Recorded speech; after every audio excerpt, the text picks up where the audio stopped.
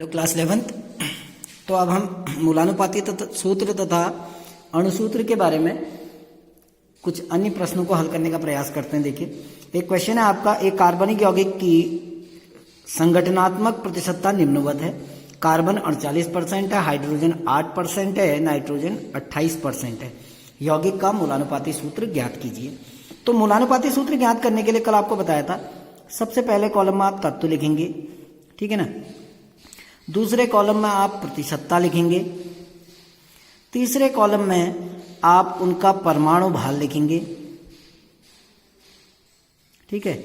चौथे कॉलम में आप मोल निकालेंगे। और मोल कैसे निकालते हैं? जो परमाणु भार है बट्टे प्रतिशतता, ये सूत्र होता है मोल निकालने का। अगले में मोल निकालने के बाद अब मोलर अनुपात निकालेंगे, मोलर अनुपात। और मोलर अनुपात कैसे निकालते हैं? मोल बट्टे सबसे कम मोल, जिसके मोल सबसे कम होंगे उससे मोलों की संख्या को भाग दे दोगे, ठीक। अगले सरलतम पूर्णांक। अब देखिए, हम इस क्वेश्चन को सॉल्व करते हैं, कैसे होगा। सबसे पहले आप देखिए, आपको जो तत्व दिए हैं वो है कार्बन, दूसरा तत्व आपका है हाइड्रोजन और तीसरा तत्व आपका है नाइट्रोजन, है ना। तो आपको 3 तत्व दिए गए हैं, कार्बन, हाइड्रोजन और नाइट्रोजन। परसेंटेज आपको दी है, कार्बन की परसेंटेज है 39%, हाइड्रोजन की प्रतिशतता है 8 और नाइट्रोजन की प्रतिशतता है 28। परमाणु भार हमको पता है, कार्बन का परमाणु भार कितना होता है 12, हाइड्रोजन का कितना होता है 1, नाइट्रोजन का कितना होता है 14। अब सीधे सीधे मोल निकालेंगे। क्या होता है? मोल बराबर होता है, ये उल्टा लिख दिया मैंने, 1 मिनट। मोल बराबर होता है परसेंटेज, प्रतिशतता बट्टे परमाणु भार। वो गलत हो गया था, प्रतिशतता बट्टे परमाणु भार। प्रतिशतता कितनी है? देखो 39, परमाणु भार कितना है 12, तो कितनी बार भाग जाएगा? 4 बार। इसकी क्या होगी? 8/1, प्रतिशतता 8 है, परमाणु भार 1 है, 8/1 यानी 8। इसकी जब हम मोल निकालेंगे तो प्रतिशतता कितनी है 28 और परमाणु भार कितना है 14, तो कितना आ गया 2। मोलर अनुपात क्या करते हैं? इसमें से मोलों की संख्या में जो सबसे कम मोल है उससे सबको भाग दे देते हैं, यानी 4/2, 8/2 और 2/2। तो ये कितना आ गया 2, ये आ गया 4 और ये आ गया 1।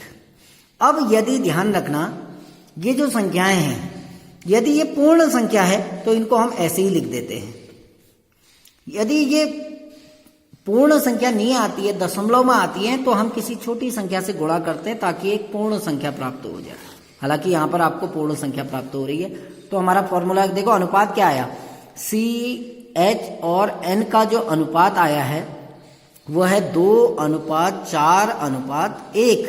यानी सूत्र क्या बन गया? देखिए, कार्बन के कितने मोल हैं 2, तो C2। H के कितने मोल हैं 4, H4, C2H4। और नाइट्रोजन कितना है 1, तो C2H4N। तो इसका सूत्र सीधे सीधे इसका मूलानुपाती सूत्र हो गया C2H4N, ठीक है ना। तो ये हमारा एक क्वेश्चन निकला जिसका सूत्र आया C2H4N।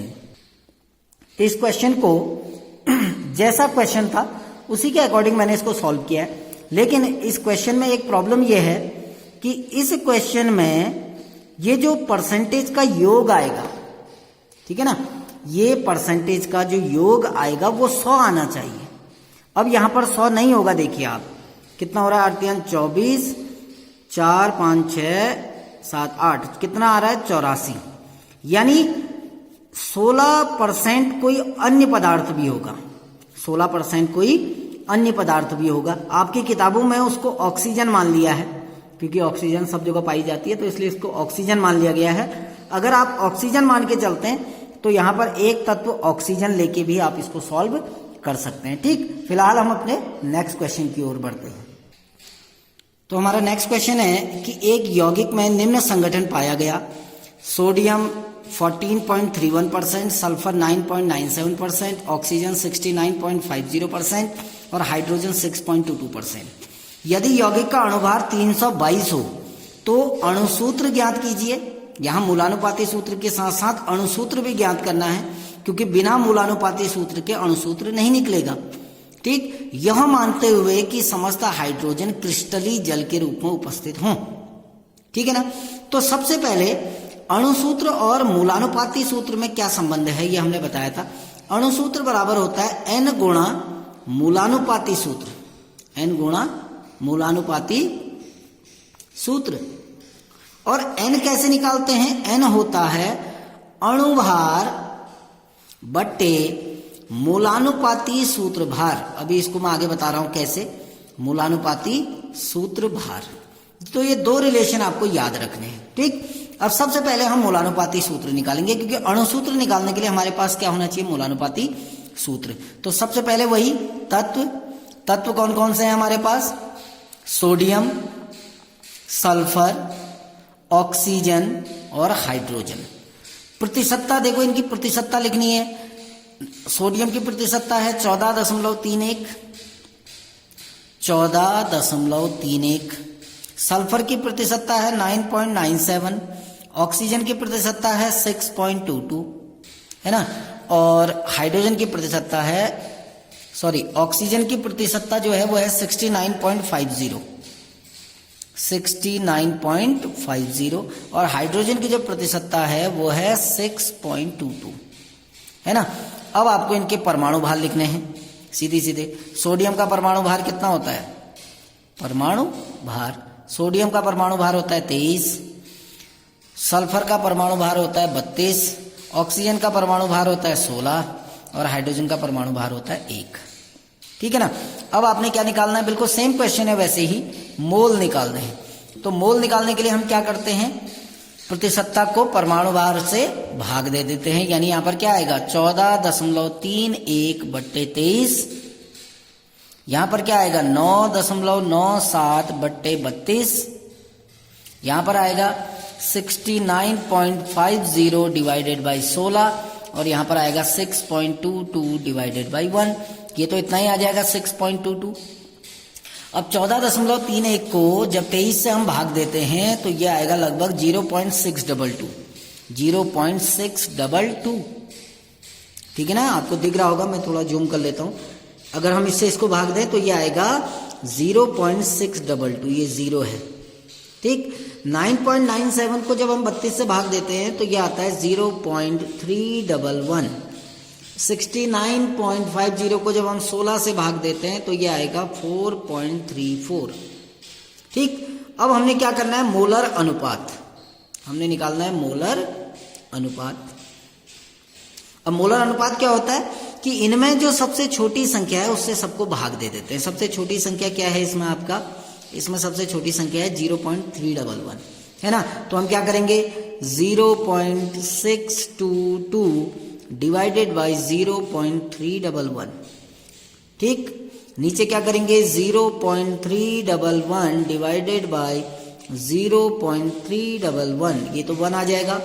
यहाँ क्या आ जाएगा? 4.34 डिवाइडेड बाई 0.311 और लास्ट में हो जाएगा 6.22 डिवाइडेड बाई 0.311। जब हम इनको कैलकुलेट करते हैं तो पहले में जब इससे भाग देंगे तो लगभग 2 आएगा। 4.34 को जब हम 0.311 से भाग देते हैं तो ये 14 के करीबन आएगा, है ना। और 6.22 को इससे भाग देते हैं तो ये 20 के बराबर आएगा। अब हमको पूर्णांक संख्या मिल गई ना, तो इसको ऐसे ही लिख देते हैं। यहां पर आपका आता क्या आता है? सरल पूर्णांक। अब क्योंकि पहले ही पूर्णांक मिल गया है तो हमें किसी छोटी संख्या से गुणा करने की जरूरत नहीं है। अनुपात क्या आया देखिए? सोडियम, सल्फर, ऑक्सीजन और हाइड्रोजन का जो अनुपात आया है वो आया है कितना? 2:1:14:20 आ गया ना। तो हमारा सूत्र क्या बना? Na2 सोडियम के 2 हैं, एस सल्फर का 1 ही है तो एस लिख देते हैं। ऑक्सीजन के कितने हैं? 14, O 14 और H कितने हैं? 20, है ना। अब ये तो हमारा क्या है, मूलानुपाती सूत्र है ना। अब हमको अणुसूत्र निकालना है। ये आपको मिला क्या, मूलानुपाती सूत्र मिल गया ना।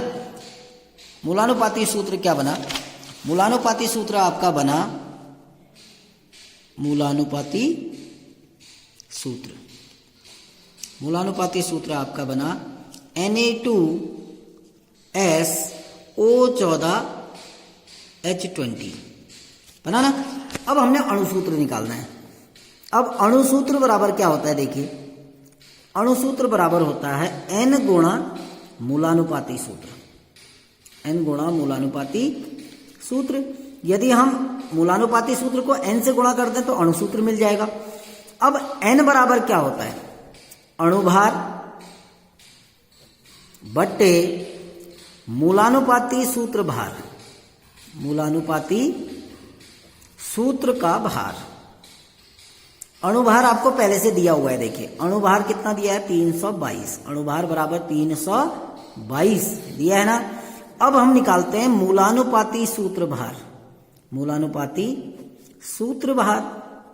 अब मूलानुपाती सूत्र भार यानी मूलानुपाती सूत्र क्या आया, Na2SO14H20। तो इसका भार निकालते हैं। सोडियम का भार कितना होता है, 23। कितने सोडियम के परमाणु हैं, 2, तो 23 गुणा 2, धन सल्फर का 32 होता है, धन ऑक्सीजन का 16 होता है तो 16 गुणा 14, धन हाइड्रोजन का 1 होता है तो 20 गुणा 1। इसको आप जोड़ेंगे तो 23 दूनी 46, धन 32, धन इसको आप गुणा करेंगे, जब आप 16 को 14 से गुणा करेंगे तो ये 224 आएगा, धन 20। अब इनको अगर आप जोड़ेंगे तो ये 322 आएगा। देखिए 6 2 8, 8 4 12, 12 की 2, 2 2 4, 3 7, 4 11 और 1 12 की 2, फिर से 1, तो 2 और 1 3, 322 आ गया। यानी मूलानुपाती सूत्र भार क्या आया, 322।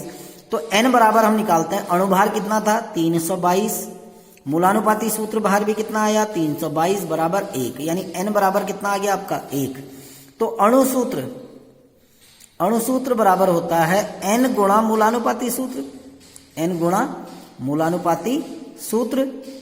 तो N कितना आ गया 1, और मूलानुपाती सूत्र क्या था, Na2SO14H20, यही तो था। तो हमारा अणुसूत्र भी क्या आ गया, Na2SO14H20। अब लेकिन शर्त क्या रखी है, आपने जब शुरू में क्वेश्चन पढ़ा था, क्वेश्चन में शर्त क्या थी, देखिए क्वेश्चन में कहा था यह मानते हुए कि समस्त हाइड्रोजन क्रिस्टली जल के रूप में उपस्थित हैं। कितने हाइड्रोजन है, 20। अब जल का सूत्र क्या होता है, H2O। जल के एक अणु में हाइड्रोजन कितने हैं, 2 हाइड्रोजन मिलकर एक अणु बना रहे हैं, तो 20 हाइड्रोजन मिलकर कितने अणु बनाएंगे, 10। तो इसका सूत्र क्या हो जाएगा, Na2S। अब H के कितने जल के अणु बनेंगे, 20 हैं। ये ध्यान रखना, जितने हाइड्रोजन होते हैं उसके आधे जल के अणु बनते हैं, तो 20 है तो जल के अणु कितने बनेंगे, 10H2O डॉट 10H2O। अब ऑक्सीजन कितने निकल, हाइड्रोजन कितने हो गए, 10 दूनी 20 गए, ऑक्सीजन कितनी गई 10, कितनी थी 14, तो कितनी ऑक्सीजन बन गई 4। तो इसका सूत्र आ गया Na2SO4 डॉट 10H2O। तो ऐसे ही आपके बुक्स में अन्य प्रश्न भी होंगे मूलानुपाती सूत्र और अणुसूत्र से संबंधित, उनको हल कीजिए। कल हम नेक्स्ट टॉपिक की ओर बढ़ेंगे, और हमारा कल का जो नेक्स्ट टॉपिक होगा वो होगा कि रासायनिक अभिक्रियाओं के स्टोइकियोमेट्री पर आधारित प्रश्न कुछ। Thank you.